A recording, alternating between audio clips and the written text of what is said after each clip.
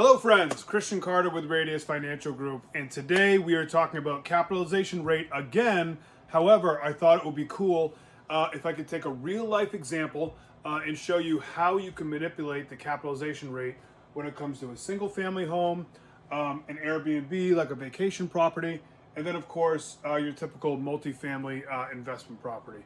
So we're going to talk about cap rate, we're going to talk about how to manipulate it, and then at the end of the video, we're going to show you the power of manipulating that cap rate. So let's get right into it. All right, so first up here is our single family investment property, right? So we're going to talk about how to increase that capitalization rate. More importantly, how to increase that net operating income, right? And the way that we're going to do that is by maximizing rental income. Now, you can do this a multitude of different ways, but here's a real life example of how I was able to maximize the rental income for a single family investment property that we have. So the monthly rent was at $3,200 per month, right? That's the fair market rent for that property. No matter how hard we try, we're not going to get more than fair market rent for that home, right?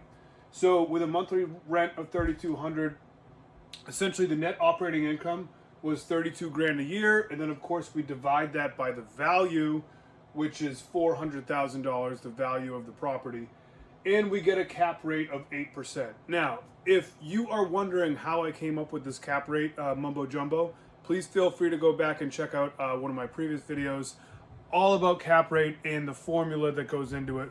But for now, we got to keep moving on. All right, so let's talk about how we increase this net operating income, therefore manipulating our cap rate, right?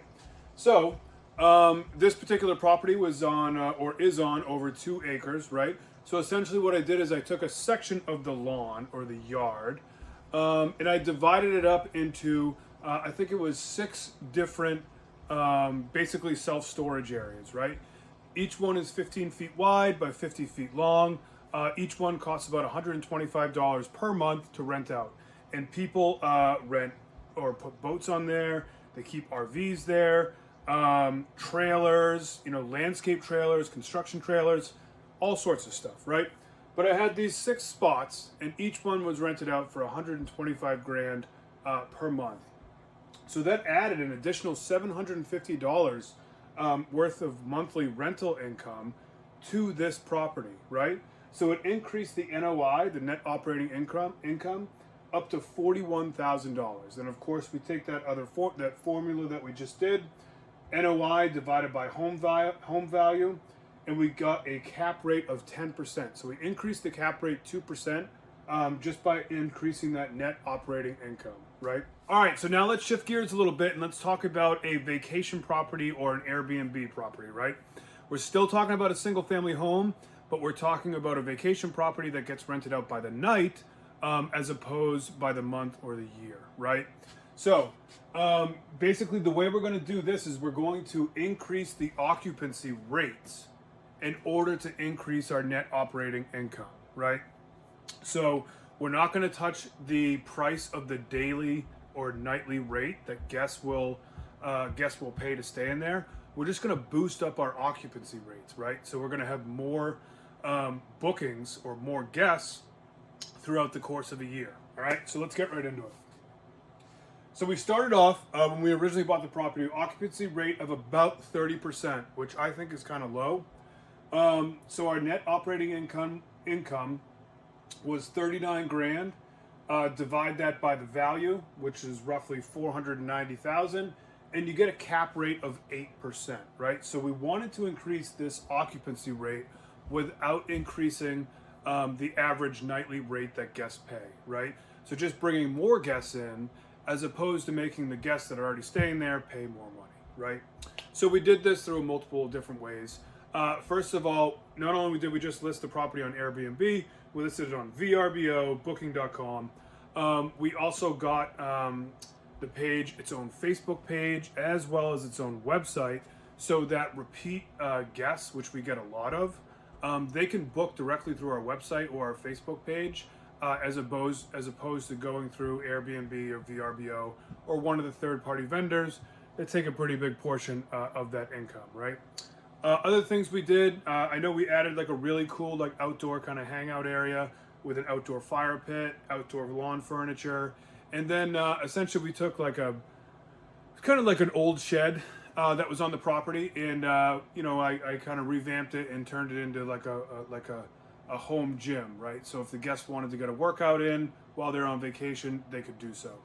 Therefore, our occupancy rate essentially went from 30% to 55%, right?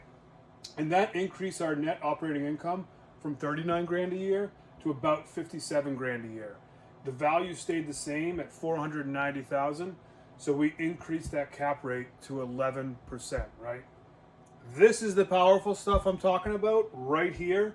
And we're going to come back to that in just a minute after we talk about the multifamily property. All right, last up here on the list, and I'll be honest, not as sexy as the first two, but a good way to increase your net operating income and to manipulate that cap rate is by cutting your operational expenses, right? Like I said, not as sexy as the first two, but still effective.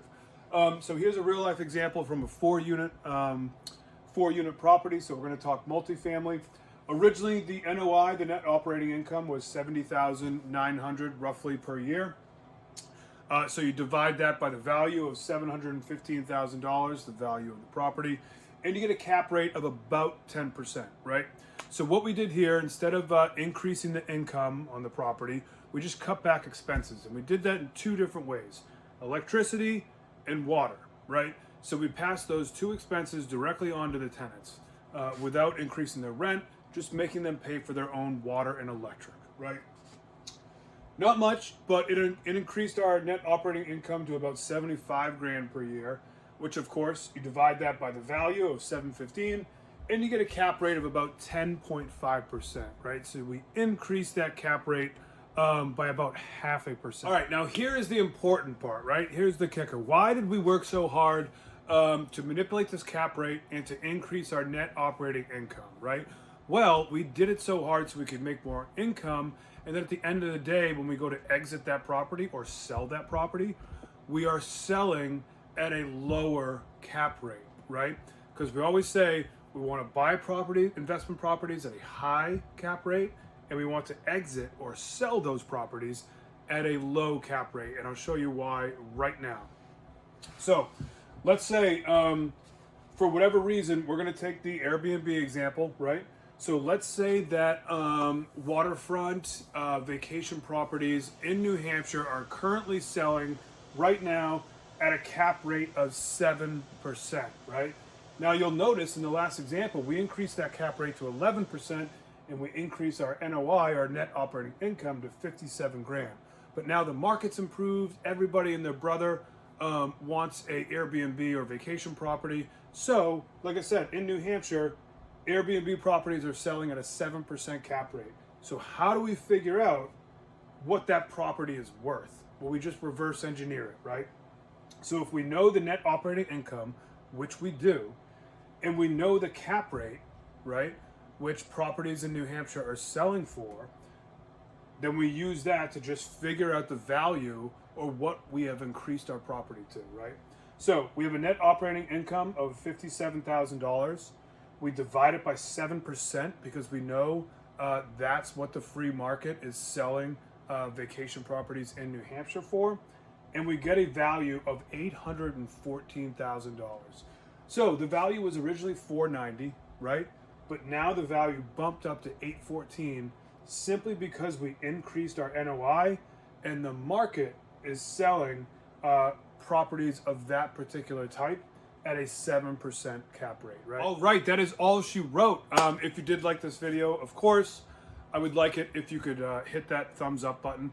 More importantly, if you want me to cover other topics, mortgage or real estate related, please make sure to leave those in the comments below, and I can shoot a new video for you guys. And then lastly, if you find most of my videos helpful, I would really like it if you subscribe to my channel. That really helps me out. Other than that, I will talk to you later and have a good one. See ya.